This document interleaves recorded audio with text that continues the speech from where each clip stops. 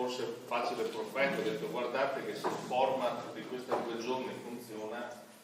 avete adesso una responsabilità in più, visto che qua è passato il poco che rimaneva del partito provinciale. Penso che adesso da domani mattina bisogna provare a essere conseguenti, quindi la proposta che io vi faccio è prima di Natale, non dico 2 giornate, ma una giornata intera, una giornata e mezza da spostare a Rovigo, scegliere rispetto a questo dibattito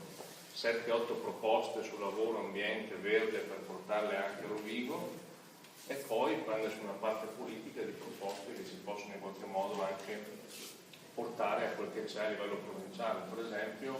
da subito una segreteria paritetica, 5 uomini, 5 donne, magari under 40, così da domani mattina usciamo con delle proposte concrete e che magari sia qualcuno a dirci se sì o se no. Però penso che la discussione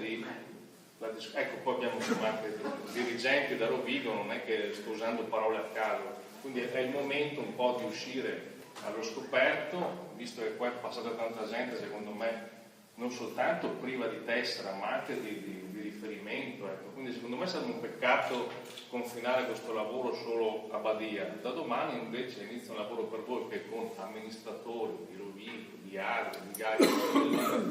può vedervi impegnati nell'aprire che cosa? Non l'ennesima fase correntizia di cui non c'è bisogno, né la punta delle tessere su cui saremo e ne sempre perdenti rispetto a chi è meglio organizzato solo su questo tema, ma invece una fase di elaborazione, proposta e politica portata in mezzo